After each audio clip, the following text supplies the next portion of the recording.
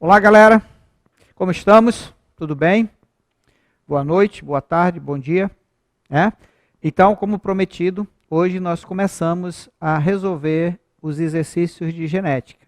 Nós já adiantamos bem, primeira lei, segunda lei, herança, cromossomos sexuais, heranças sexuais.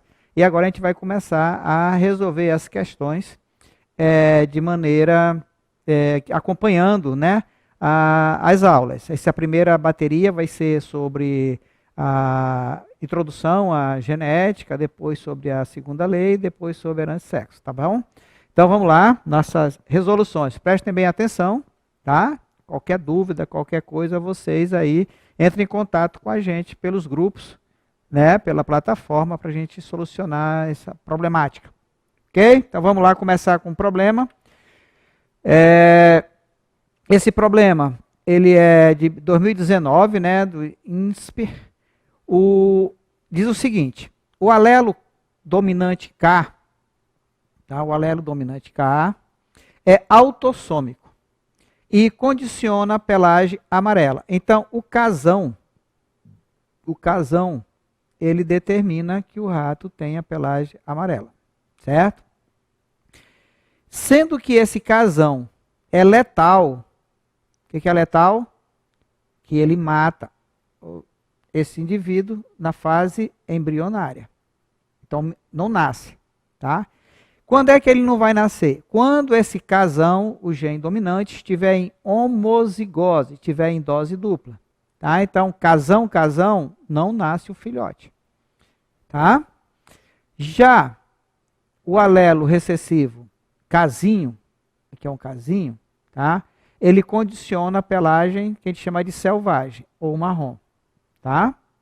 Então presta bem atenção no enunciado. Primeiro, um dos grandes problemas é a interpretação do enunciado. Primeiro, ele está dizendo que é uma herança autossômica. Vocês lembram da última aula, nós falamos sobre os cromossomos autossômicos, são aqueles cromossomos que são comuns no macho e na fêmea, são iguais, do mesmo tamanho, formam par de alelos, tá? Então, a chance de uma fêmea ter é a mesma de um macho ter, ok? Esse gene. Depois ele diz que esse gene, ele é responsável pela pelagem amarela. Só que ele diz que quando está casão, morre. Então, só existe amarelo como? Casão, casinho, heterozigoto, tá? E casinho é marrom. Aí, feito essa leitura inicial aqui, você vai partir para outra parte, aqui para o segundo parágrafo. Considerando um cruzamento entre parentais amarelos. Ora, como é que é o genótipo do parental amarelo? Se casão morre, só pode ser o quê? Heterozigoto, casinho. Então ele perguntou se o cruzamento entre dois amarelos heterozigoto, a probabilidade de nascimento, presta atenção, de uma fêmea, tá? Então, ele está dizendo o sexo do descendente. Uma fêmea. Então, você vai ter que calcular a probabilidade desse casal ter uma fêmea. Qual é a probabilidade do casal ter uma fêmea? Meio, porque ou é masculino ou é feminino. E além de ser fêmea, ele quer que esse filhote tem a pelagem marrom. Marrom é como? Marrom é casinho. Ok? Então vamos lá para a resolução. O que é que diz? O fenótipo são amarelo, dominante, casão ou casinho. Marrom, recessivo, casinho. Tá? O que é que acontece com o filhote, com os que são casão? Morre antes de nascer. Então só existe na fase adulta casinho, de cor amarela, e casinho de cor marrom. Tá certo? Muito bem, então casão morre antes de nascer. Tá? Então vamos lá.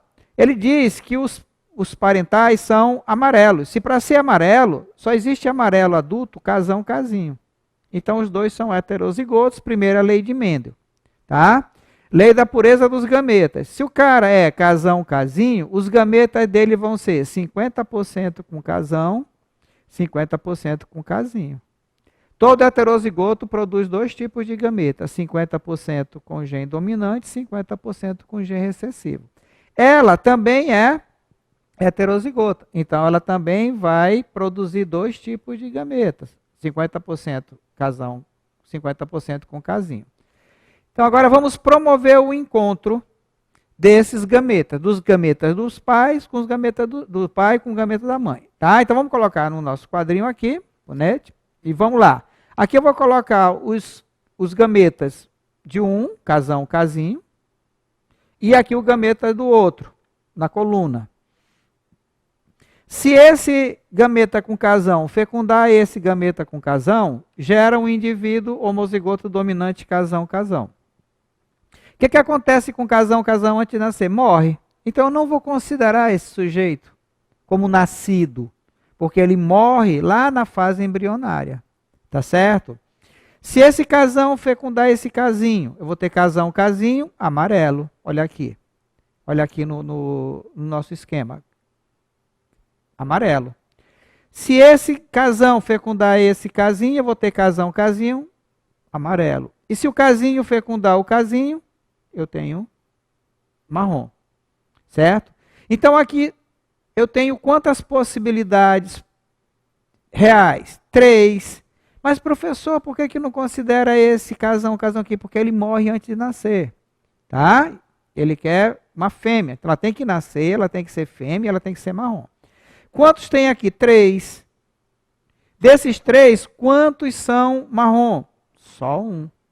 Então, qual é a chance desse casal ter um filhote, independente do sexo, marrom? 1/3. E de ser fêmea? Meio. O que eu vou fazer? Eu vou pegar a probabilidade de ser fêmea, que é meio, e, regra do E da probabilidade, já falamos sobre isso, a probabilidade do filhote ser marrom, que é 1/3. Como são eventos independentes, o fato de ser fêmea não interfere no fato de ser marrom, o fato de ser marrom não interfere no fato de ser fêmeas. Então, são eventos independentes. Qual é a regra da probabilidade que a gente vai usar? Regra do E. Tá?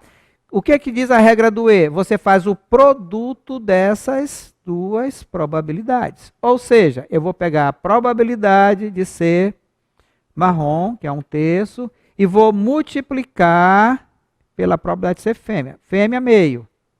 Marrom, 1/3. 1 vezes 1, 2 vezes 3, 6. Então, aqui eu tenho a resposta. 1/6 é a resposta para essa questão. Aonde geralmente o aluno é? Por falta de atenção. Tá? Ou ele esquece de multiplicar por meio por causa do sexo aqui, quando o problema de genética falar sobre o sexo do indivíduo, masculino, feminino, deixar isso bem claro, uma fêmea, não tem dúvida. Vou ter que multiplicar por meio. E nesse caso específico do gene letal, de eliminar esse indivíduo que ele diz que morre antes de nascer. Tá? Se ele morre antes de nascer, eu não vou contar com ele. Beleza? Então, muita atenção, tá? No dia da prova, concentrar, fazer isso que eu fiz aqui, olha, fazer o esquema direitinho, organizado, que não tem erro, tá? Questão, beleza. Vamos para a segunda questão. Na segunda questão, é da FUVEST, 2019, diz o seguinte: uma alteração genética é determinada por um gene com herança autossômica recessiva. Olha lá. Uma herança autossômica recessiva. Tá? Então, ele está deixando claro para você que esse gene se encontra lá naqueles cromossomos que são iguais no macho e na fêmea, e que o gene que provoca essa herança, essa alteração genética, é um gene recessivo. Está escrito aí, tá? O heredograma, que é esse esquema aqui, ó, mostra famílias em que essa condição está presente. Que condição? É essa determinada por esse gene autossômico recessivo, tá? Olha essa nomenclatura. O casal 3,2 e 3,3. Então, você vem aqui, olha aqui, geração 1 romano, geração 2 romano, ele está falando dessa geração aqui, ó. De novo, toda hora. Ele está falando dessa... Oh, vamos voltar aqui. Ele está falando dessa geração aqui. 3. De que indivíduo? Desse indivíduo aqui, 2, olha. E desse aqui, 3. Tá? Tem heredograma que vem aqui 1, 2, 3, 4, 5, 6, vai continuando. Tem uns que começam, em cada geração começa a notar de novo com o início da contagem. Tá certo? Então ele pergunta o seguinte: o casal 3, 2 e 3, 3 está esperando um menino. Já sabe que é um menino. Tá? Então ele está dizendo aqui qual é o sexo do filho. Já sabe, fez ultrassom, sabe que é um menino. Considerando que nessa população, 1 em cada 50 pessoas, o que é isso? 1 em cada 50 pessoas é heterozigota. Qual é a importância dessa informação bem aqui? É a proporção dos heterozigotos na população, 1 para 50. Tá? Para essa alteração, que alteração? Essa alteração recessiva. Tá? Aí ele pergunta, a probabilidade de que esse menino, que já está lá no útero da mãe, esse menino aqui, ó, qual é a probabilidade desse menino ser afetado? O que é afetado? É quando tem os 2 genes para a questão. Então, observem aqui, o 3, 2 e o 3, 3. Esse é o 3, cadê o 3, 2... Aqui está fora da ordem, cadê? Mesmo? Gente, eu acho que está trocado aqui. Olha, de novo, não é possível. Vamos ver. Esse casal aqui, ó. Ah, tá. 3, 2, está aqui, beleza. E o 3, 3, tá? O 3, 2 eu sei que é heterozigoto, tá? Agora o 3, 3 eu não sei. Por isso que eu coloquei essa interrogação aqui. Já estava na realidade, tá? Então, aqui que está o X, a questão, tá? Então, mas qual é a chance do 3, 3 ser heterozigoto? Ele diz aqui, 1 para 50. Aqui em cima, ó, 1 para 50. Qual é a chance? Porque se ele for homozigoto, não vai ter azinho aqui com ela, tá? Então, ele tem que ser heterozigoto. E qual é a chance dele ser heterozigoto? O problema diz que é 1 para 50. Então, a chance dele ser heterozigoto, a chance de 3, 3 ser heterozigoto, azão, azinho, é quanto? 1 para 50. Da onde eu tirei esse 1 para 50? Lá do enunciado. Tá? Se eu cruzar esse cara aqui, que ele é masculino, com essa mulher aqui, que é heterozigota, qual a chance de produzir um descendente recessivo? Então, vou fazer. Se 3, 3 for azão, azinho, sua esposa é azão, azinho, qual é a chance de ter uma criança azinho, azinho? 1/4. Vamos fazer. Se ele for azão, azinho, vou separar. Ele vai produzir 50% dos gametas com gene azão, 50% com gene azinho.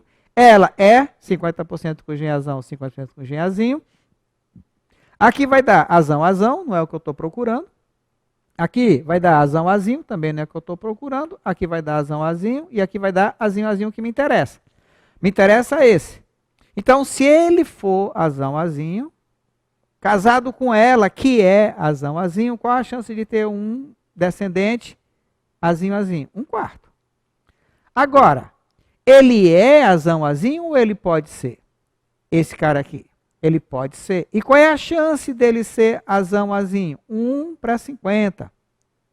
Esse 1 para 50 não está aí só enchendo linguiça, não. Esse 1 para 50 aqui, ó. O que é esse 1 para 50? É a chance de 3, 3 ser azão, azinho. Se condicional, se ele for azão, azinho, a chance de casar com ela e ter um menino, e já sabe o sexo, tá? É 1/4. Então eu vou pegar 1 para 50 vezes 1/4, multiplicar, vai dar 1 sobre 200. Qual é a resposta aqui que tem 1 para 200? Alternativa B de bola. Tá certo? Mas professor, lá em cima fala que um menino.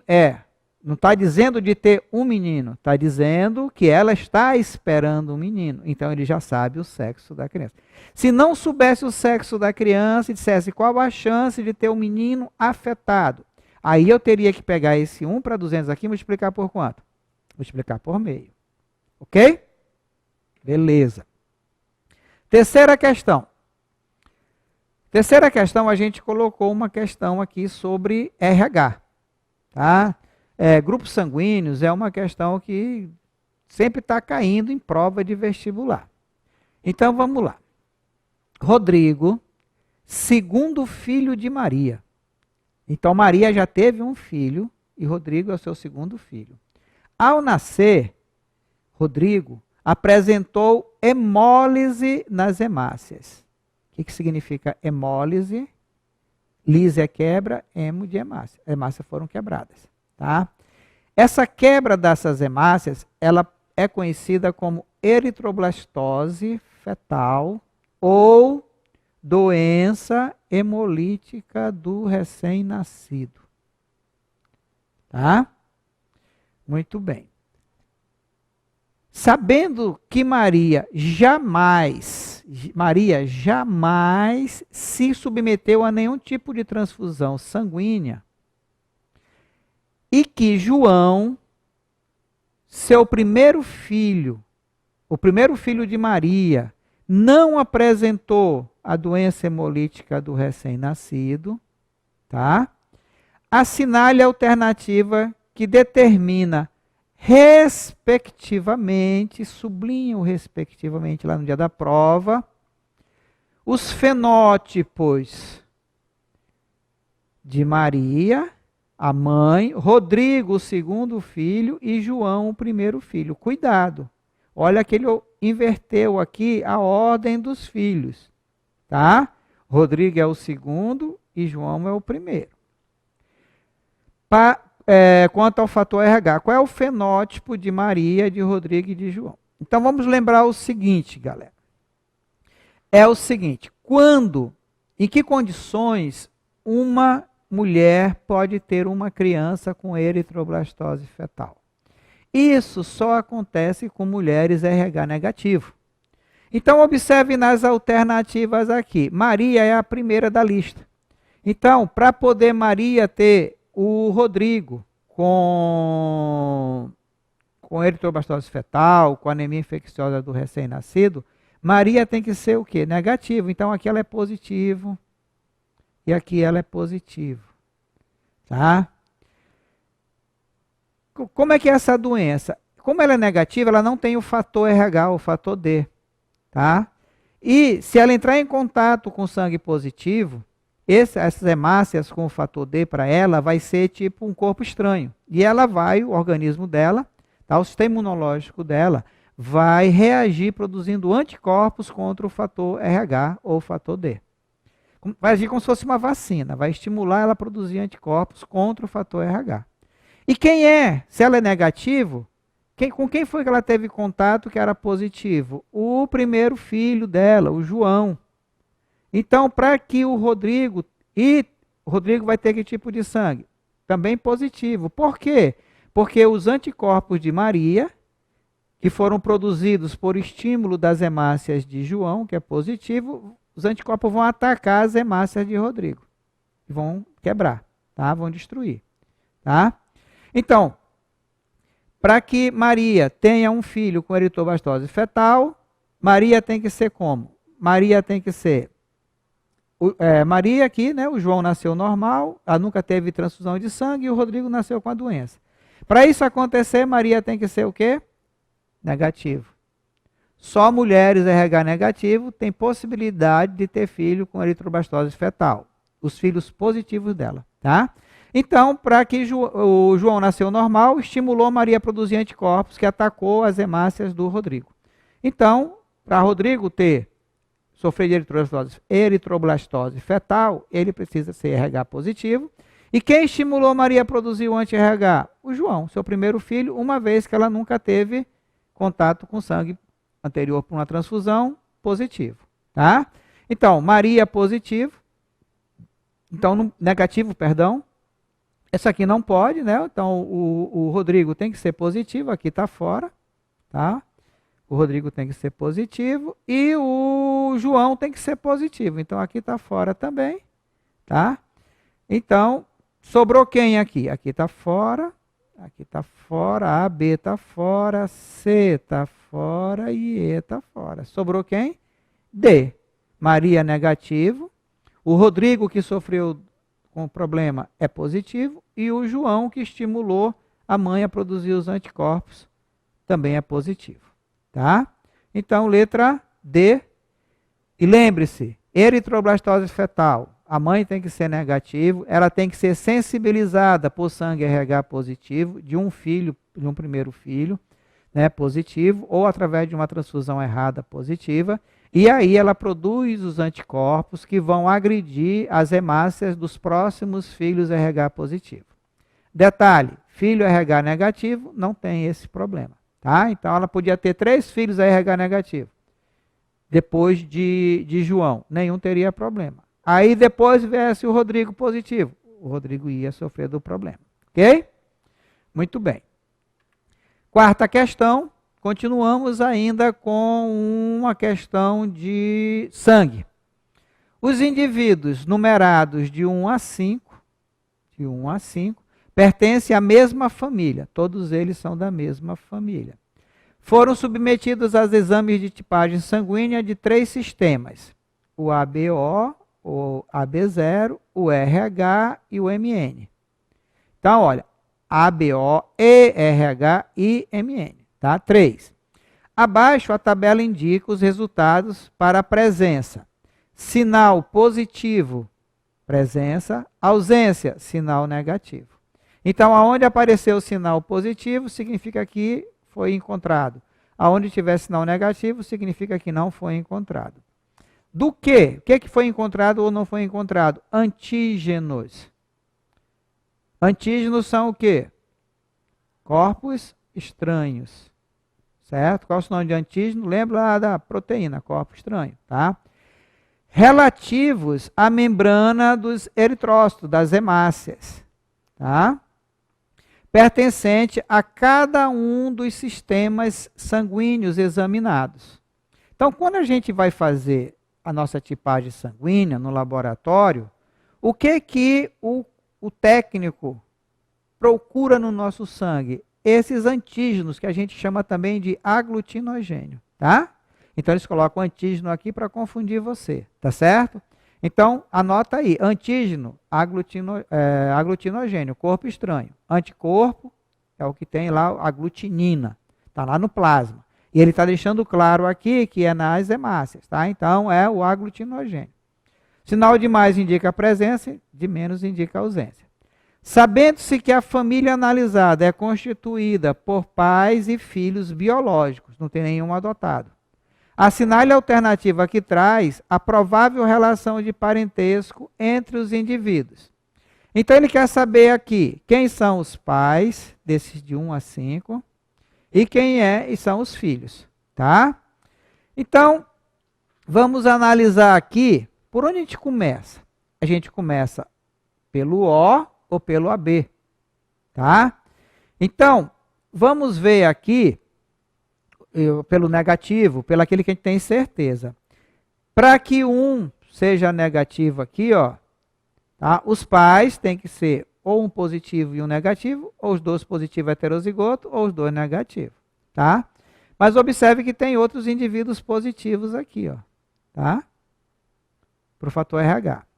Aqui está dizendo que o sangue desse indivíduo número 1 aqui, no sangue dele foi encontrado o antígeno A. Então, ele tem o antígeno A nas hemácias. Tá? Também foi encontrado o B aqui. Então, esse cara é AB. Esse número 1 aqui tem sangue AB. Negativo e ele é MN. Ele é AB negativo MN. Esse 1 aqui. Entenderam? O 2, ele tem o aglutinogênio A, mas não tem o B, então ele é A. Esse cara aqui é A. Positivo, MN. Qual é o sangue desse aqui, do 3? Ele não tem o A, mas ele tem o B, então ele é B. O quê? Que ele é B o quê? Aprenda a escrever com essa caneta. Positivo, MN. O 4 é o quê? O 4 é O. Por que ele é O? Ausência de antígeno. Ausência de aglutinogênio. Tá? Então ele é O. Tá? E o 5 também é O. Tá? O não tem filho AB, certo? Normalmente, tá? Mas pode ter, dependendo da mulher, filho A, filho B e filho O, tá? Positivo, casal positivo pode ter filhos positivo e negativo se forem heterozigotos. Pode ser um positivo heterozigoto e um negativo, dá 50% de um e 50% do outro. E os dois negativos só dá negativo, tá? Então vamos lá. Como é que é o sangue do 1? O 1 é olha lá, que eu falei para vocês, AB negativo, MN. O 2 é A, porque deu mais aqui, aqui não deu nada, positivo MN. O 3 é B, positivo MN. O 4 é O, negativo M, e o 5 é O, positivo M, tá? Então, quem são os pais? Os pais são o indivíduo 2, um A, tá? Heterozigoto, tá? Porque ele é o quê? A. E o indivíduo 3, um O, um A com O. Isso, um A com B, perdão. Um A com B, certo? Um A com B, eles devem ser heterozigotos. Positivo com positivo, pode dar positivo e pode dar negativo, certo? Um é MN, o outro é MN, pode ter filho M, pode ter N e pode ter MN. Então aqui os filhos são 1, o 4 e o 5, e os pais são os 2 e o 3. Professor, por que não pode ser o 2 com o 1? Porque senão teria O, porque ele é AB. Tá vendo? Ó? AB não tem filho O. E O não tem filho AB. Certo? Ok? Então, aqui nós temos o 2 e o 3. O A, esse aqui é IAzinho e BIzinho. Por isso que gerou esses 4 e 5 que são O. Tá? Como eles são os dois positivos, devem ser heterozigotos, porque geraram aqui negativo, negativo e positivo. Como os dois são MN, pode gerar M, 25%, MN, 50% e N, 50%. Ok? Outra questão. Questão número 5, a gente trouxe aqui sobre as variações da primeira lei de Mendel. Tá? Então, da Fundação Getúlio Vargas, de 2018. O padrão genético da cor da pelagem da raça de bovinos Shorton é um exemplo de codominância. Olha lá, está dizendo o tipo de herança, codominância, cujo 2 alelos autossômicos envolvidos na pigmentação do pelo se manifestam no heterozigoto denominado ruão, meio avermelhado. Ruão quer dizer meio avermelhado. Os homozigotos apresentam cor de pelagem vermelha ou branca. Tá? Lembra aquele exemplo das flores, vermelho e branco, que dava rosa? Pois é. Aqui, o vermelho e o branco vai dar ruão. Tá? Por isso que é codominância. A codominância é quando o heterozigoto manifesta um fenótipo intermediário entre os dois homozigotos. Tá? Um criador dessa raça, ao cruzar um casal de animais cuja pelagem é de ruão, se ele é ruão, ele tem que ser obrigatoriamente heterozigoto, galera. Tá? Então, Vzão. Em 3 gestações subsequentes, uma depois da outra, obteve em cada geração uma fêmea de pelagem vermelha. Vzão.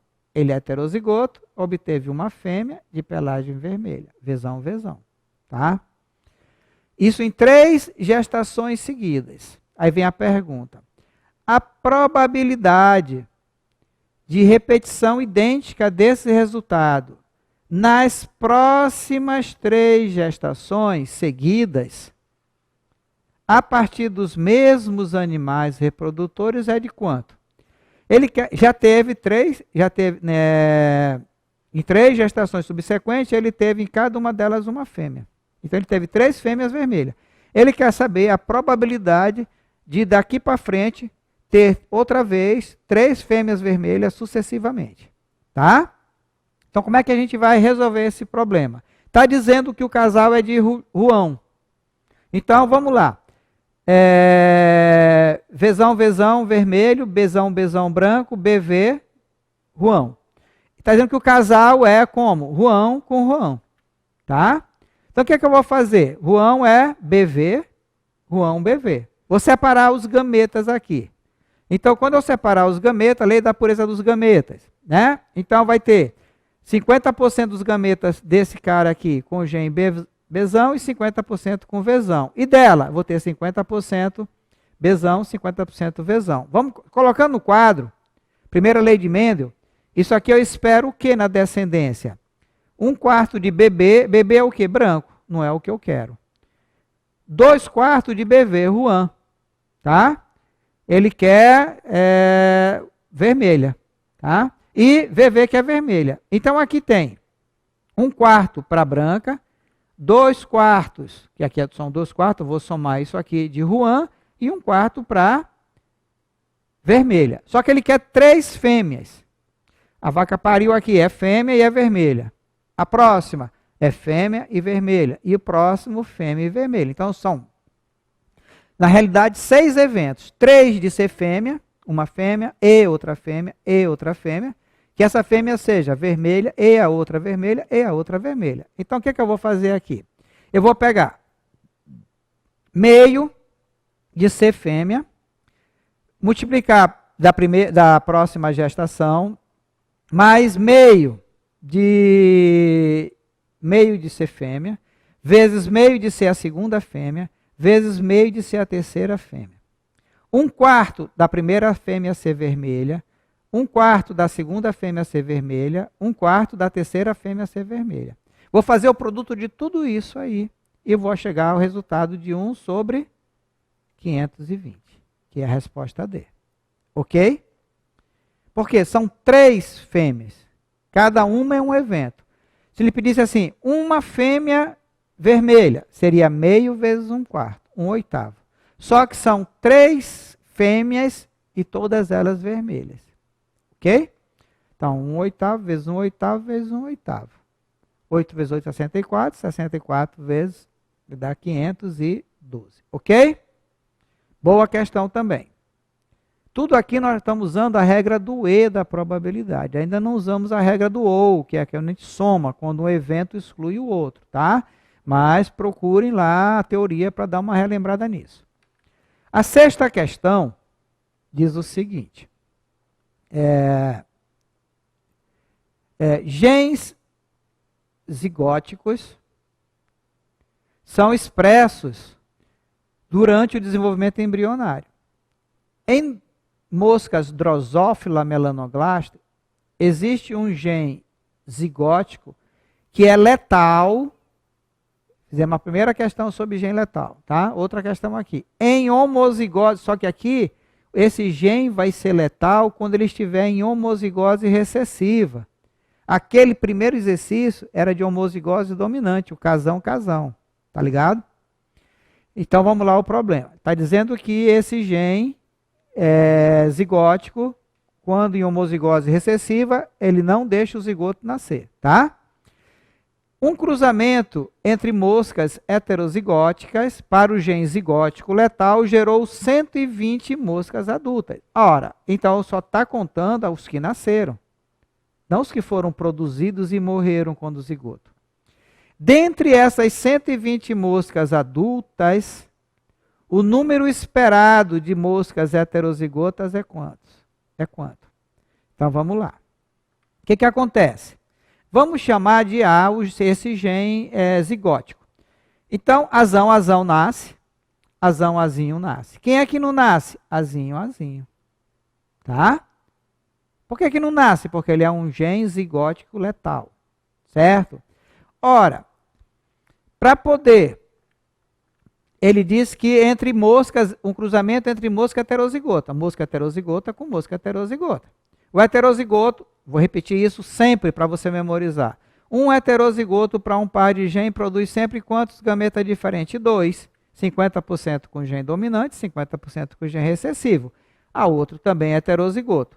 Se eu fizer o cruzamento, acabei de fazer esse cruzamento, eu espero que aqui na descendência, em genótipo, azão, azão, nasce, nasce, tá?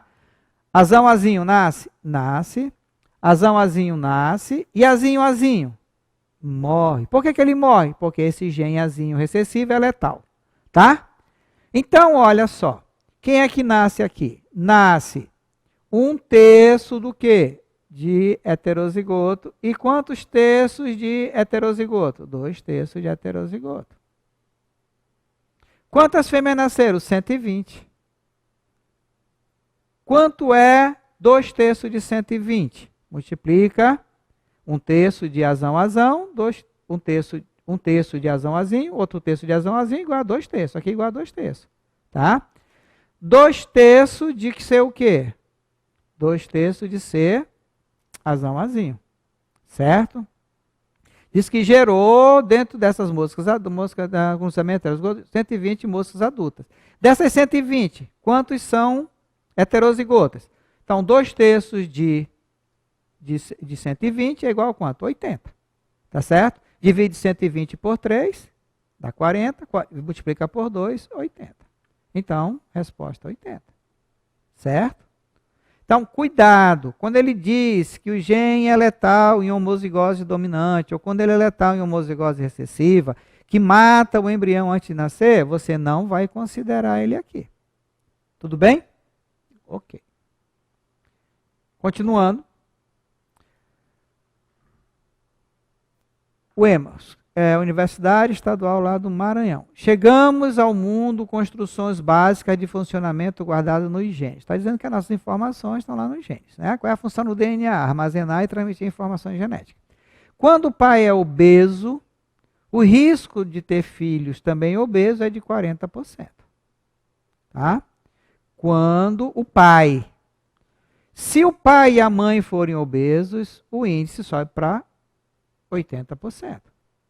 Entretanto, condições de vida dentro do útero da mãe podem alterar a ordem ditada pelo gene. Além disso, o ambiente também pode fazer com que algumas dessas instruções sejam ignoradas e excessivamente valorizadas. Revista Época, janeiro, tal, adaptado. De acordo com Mendel, a contribuição genética materna em percentual desencadear a obesidade é de quanto? Ora, se o pai sozinho é 80 e o pai com a mãe é 80, a mãe entra com quantos por cento? Quantos por cento dos cromossomos, dos genes da mãe a gente recebe? A gente recebe 50%. Então, o enunciado faz um floreio, mas dos 80% entre pai e mãe, 50% da mãe, já que 40% é do pai e 40% da mãe. Quanto é 40% de 80? 50%. Era para confundir a cabeça do candidato. Bem? Então, aqui é a interpretação. Aqui nós temos um estudo de gêmeos. O estudo de gêmeos é utilizado para análise de características genéticas humanas. Gêmeos monozigóticos, exceto por raras mutações somáticas, aquelas que acontecem nas células que formam o corpo, são geneticamente idênticos. Os gêmeos dizigóticos, por outro lado, têm em média 50% dos seus alelos em comuns. Então, a gente já estudou os gêmeos monozigóticos e dizigóticos lá no início da genética. Ou foi no final de uma das fases aí. O quadro abaixo apresenta a concordância obtida para gêmeos mono e dizigóticos em estudo relacionado a 3 diferentes características. Esse texto foi adaptado, né, e falei de onde foi que tirou e tal. Vamos lá. Com base no quadro acima e em seus conhecimentos de genética, assinale verdadeiro ou falso para as afirmações abaixo. Então, primeiro aqui, a cor dos olhos parece, não está afirmando, olha aí, ó, parece ter influência ambiental, uma vez que a concordância em gêmeos dizigóticos é baixa. Então, cor dos olhos, 100% nos monozigóticos, nos idênticos, e 40% nos dizigóticos. Então, a cor dos olhos depende só do gene ou depende do ambiente? Ele está dizendo aqui que parece ter influência ambiental, parece ter influência, uma vez que a concordância é baixa. Tá? Ok. Segunda afirmação, a tuberculose não tem influência genética, já que apresenta o mesmo grau de concordância nos dois tipos de gêmeos. Tuberculose, 5%, 5%. Tuberculose é o quê? Uma doença causada por uma bactéria, bacilo de Koch, né? Então, a pressão alta pressão alta aqui, 70% nos monozigóticos, 40% no dizigótico, nos diferentes. Nos iguais é alta, nos diferentes é menos. Tuberculose não tem influência genética, já que apresenta o mesmo grau de concordância nos dois tipos de genes? Não. Aqui, 70 e 40 não é a mesma coisa, é diferente. É falso. A pressão alta parece ter influência tanto dos fatores genéticos quanto dos fatores ambientais. Nos monozigóticos é alta, né? Mas também, aqui também não deixa de ser relevante, quase 50%.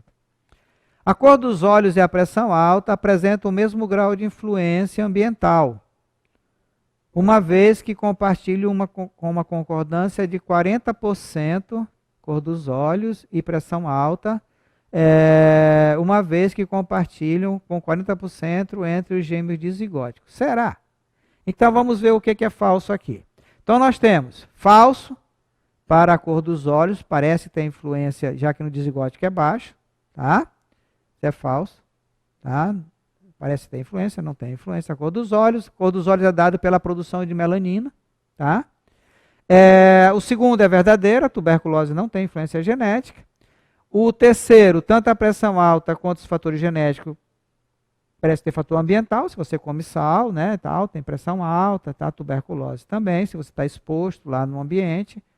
A pressão alta, a terceira, é verdadeira.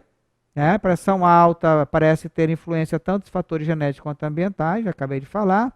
E a última é falso, a cor dos olhos, não tem, porque lá em cima já negou. E aqui, então, não tem influência. Então, letra E. Ok? Lá do Rio Grande do Sul, essa questãozinha aqui de monozigótico e dizigótico. 9. O trabalho de Mendel não encontrou na sua época o único cientista que compreendesse a ponto de nele descobrir uma das maiores obras de toda a ciência. Parece certo que o ambiente científico não estava preparado para receber a grande conquista. Mendel constitui, por isso, um dos mais belos e tristes exemplos de homem que andou à frente do seu tempo, conhecendo fatos e elaborando leis que na sua época ainda não podiam compreender. Além disso, era um gênio que não tinha condições de se tornar um figurão na ciência. Era sacerdote, tinha publicado um único trabalho bom e era professor substituto na escola secundária. Aí o Freire Maia, Newton, Gregor Mendel, Vida e Obra, São Paulo e tal, sobre a biografia dele, certo? Então, eu já falei para vocês dessa história, né, que o trabalho de Mendel não repercutiu na sua época, né, só 50 anos depois, 30 anos depois, no século passado. Então ele pergunta o seguinte: considerando o trabalho desenvolvido por Mendel a partir do cruzamento com espécies de ervilha de cheiro, Psiu sativum, e a única repercussão obtida entre os cientistas na época, é possível afirmar. O que é possível afirmar? Então vamos lá, vamos analisar as questões. Um dos conceitos utilizados por Mendel na elaboração da primeira lei antecipa o conhecimento sobre meiose como um processo reducional da divisão celular. Batata. B. A utilização do conceito lamarckista em seu experimento é um dos principais motivos que impediu a compreensão. Tem nada a ver com Lamarck aqui? Tem? Não. A precisão dos resultados obtidos por Mendel foi consequência do conhecimento prévio obtido sobre eles. DNA na época do Mendel. DNA agora, muito depois dele. A falta de conhecimento, a falta de reconhecimento, melhor, do trabalho de Mendel, à sua época, foi devido à dificuldade imposta pela ciência fixista em não aceitar a concepção evolucionista com a transmissão de carga genética, não tem nada a ver, simplesmente não repercutiu, porque estava na onda lá o Darwin. O cruzamento da geração parental resultava em uma descendência com proporção genotípica de 3:1. Não é genotípica, isso é fenotípica. Então, o que ele antecipou foi a utilização de conceito utilizado por ele, já antecipava que a meiose era uma divisão reducional. Lembra? Pureza dos gametas. Cada caráter é condicionado por um par de fatores.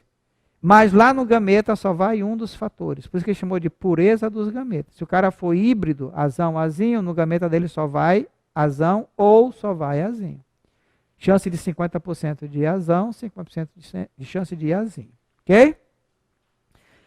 10ª questão diz o seguinte: anemia falciforme é uma doença monogênica que afeta a hemoglobina, fazendo com que as hemácias que a contêm apresentem formato de foice, o que prejudica o transporte de oxigênio.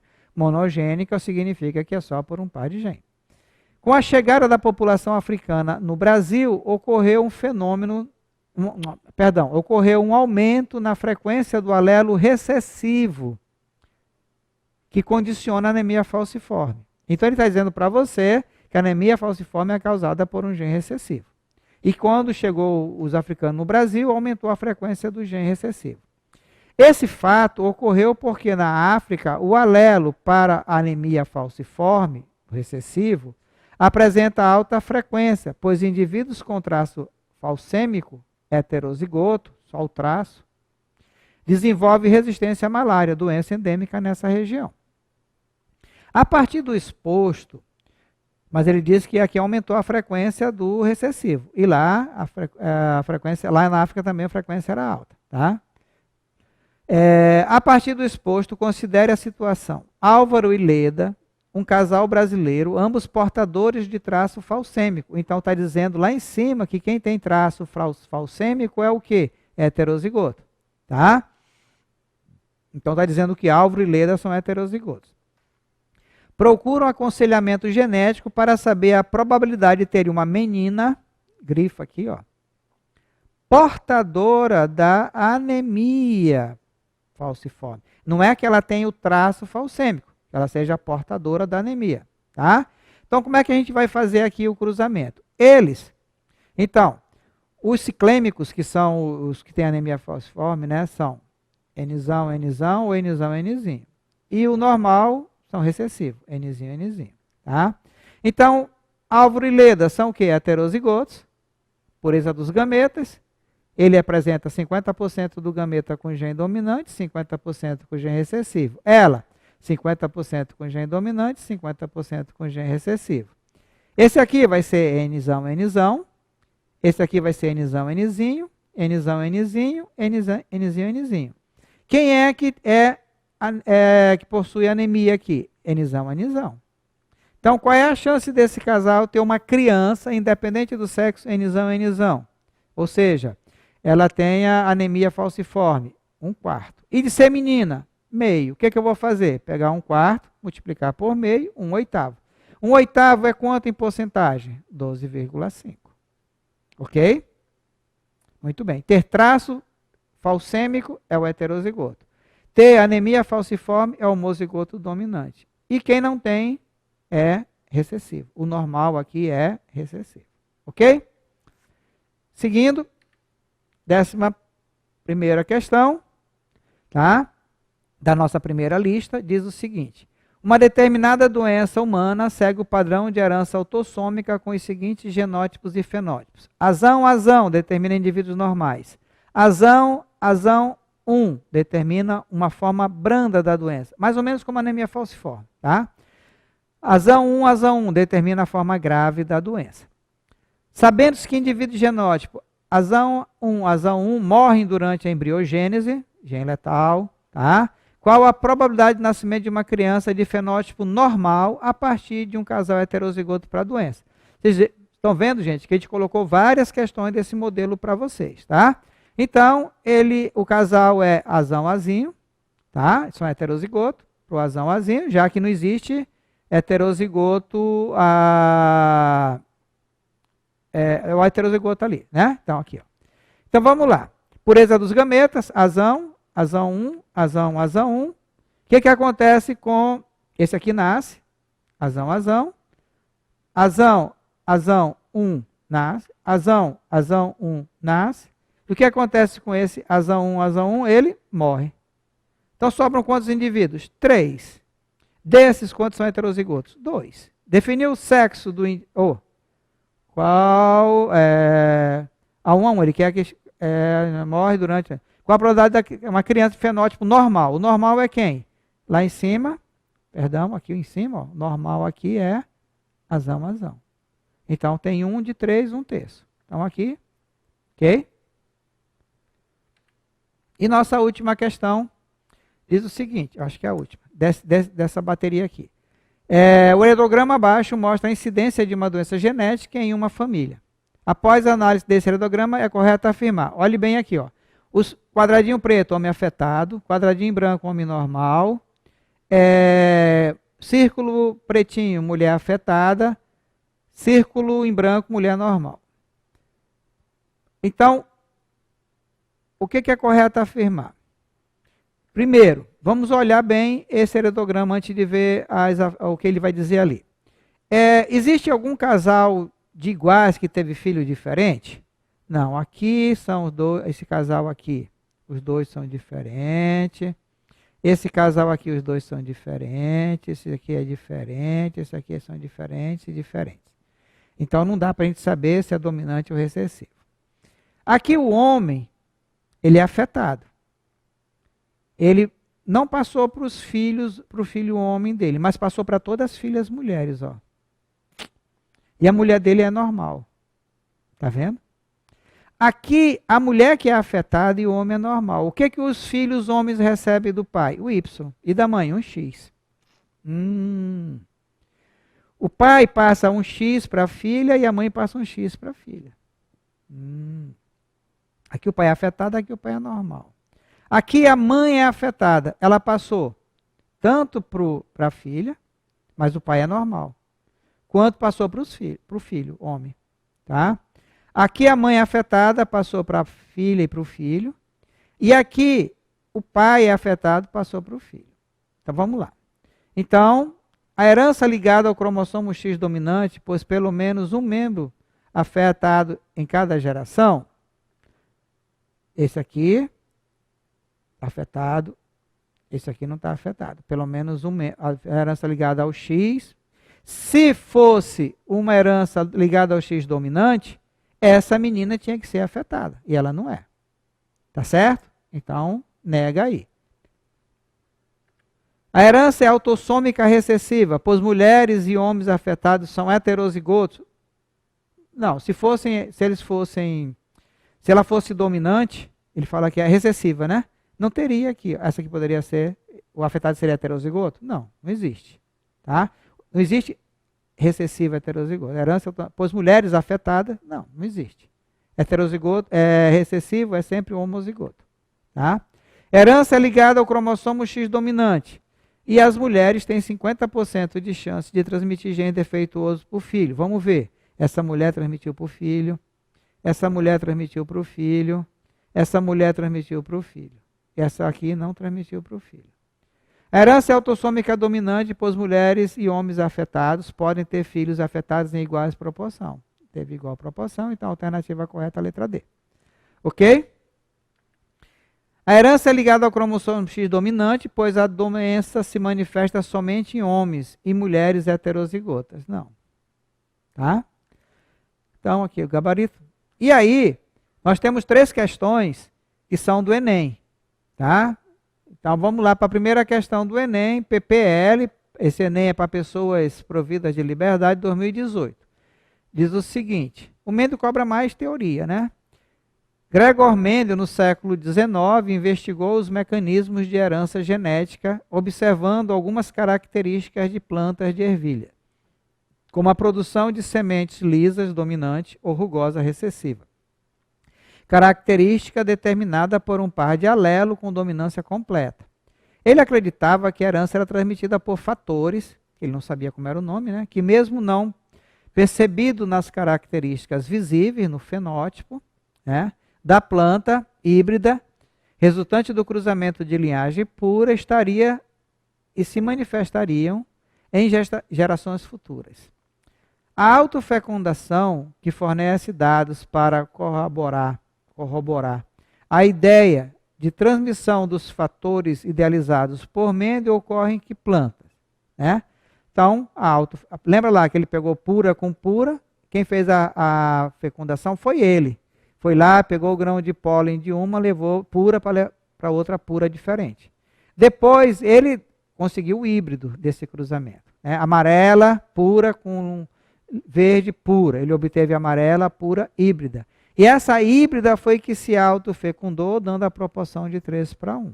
Tá? Então, híbrida de fenótipo dominante amarela, que produziu, no caso lisa, que produziu 3/4 aproximadamente, de descendente que produziam semente lisa, com 1/4 do que produziam semente rugosa. Então, teoria cobrada bastante em Enem. 2. Também PPL 2017. O heredograma mostra a incidência de uma anomalia genética de um grupo familiar. O indivíduo representado pelo número 10, observe que essa aqui ele mostra diferente, né? Não tem o número o romano aqui do lado. E vem direto, ó, 1, 2, 3, 4, até chegar aqui no 10, que é esse cara aqui, ó, tá? Preocupado em transmitir o alelo da anomalia genética a seus filhos, que filhos? Qualquer um. Tá? E esse filho aí não é homem, é filhos. Calcula que a probabilidade dele ser portador do gene, quem ser portador do gene? Estamos falando de quem? Do 10. Ele quer saber qual é a probabilidade dele ser portador do gene para essa anomalia. Que ele não é doente.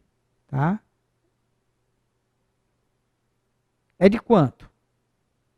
Então, diz se a anomalia é dominante ou recessiva? Não.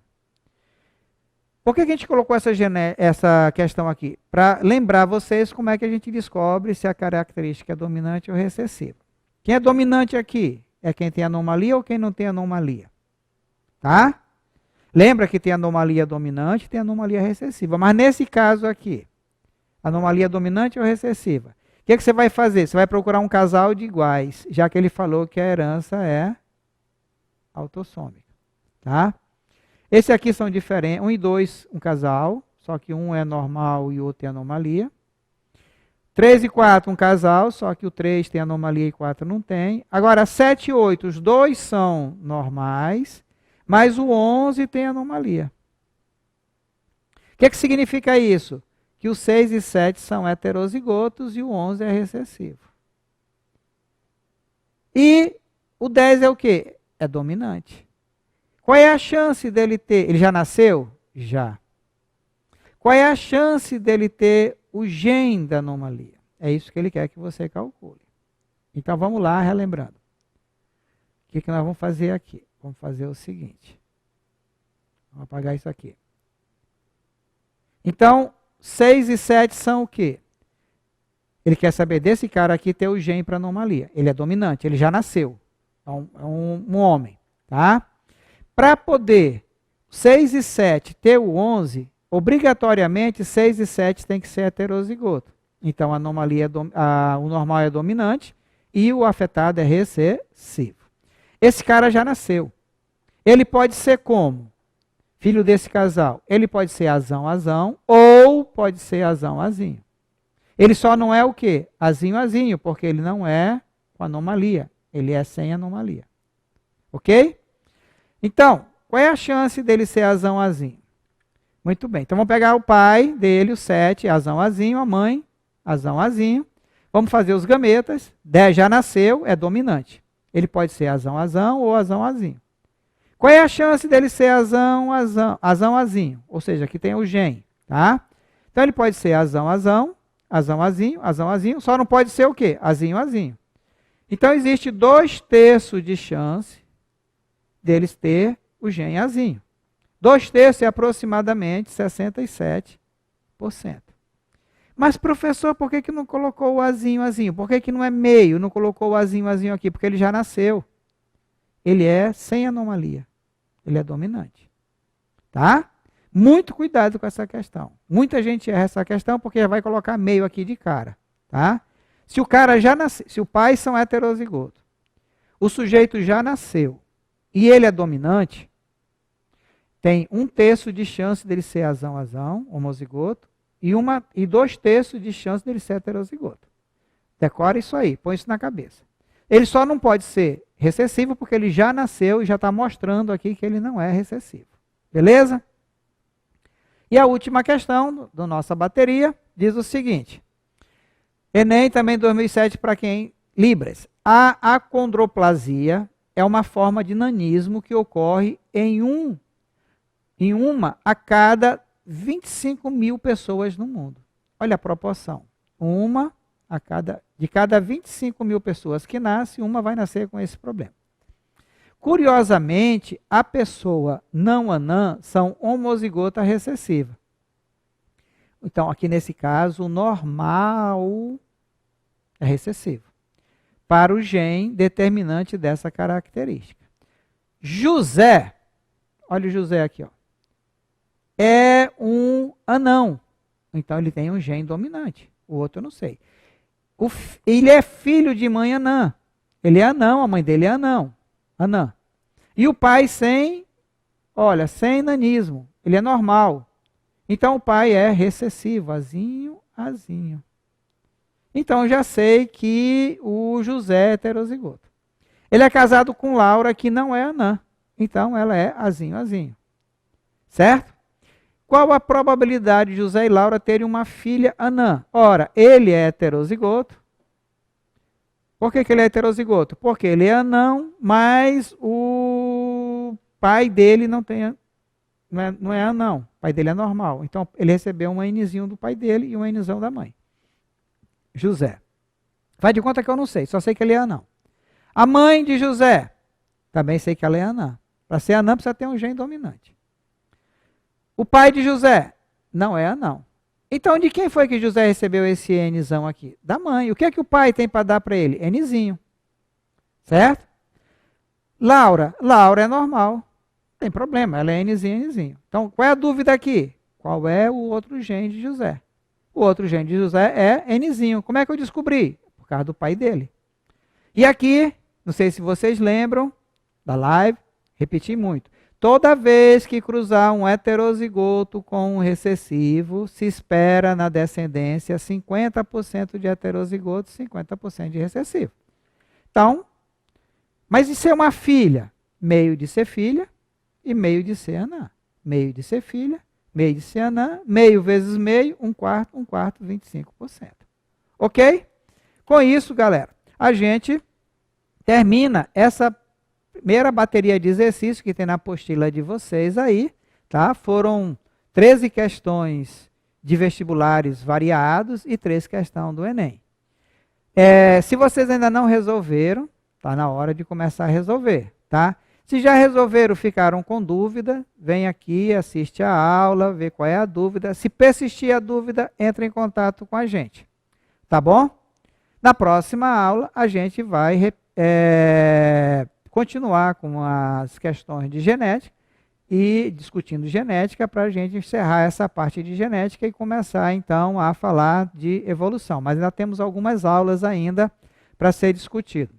Fiquem em casa, fiquem bem, estudem bastante, tá? O semestre está aí, começou com todo o pique, tá? E a gente se vê no nosso próximo encontro. Muito obrigado, fiquem em casa e se cuidem, que a gente quer ver vocês vitoriosos aí no vestibular no Enem. Falou, galera. Bye, bye. Tchau, tchau.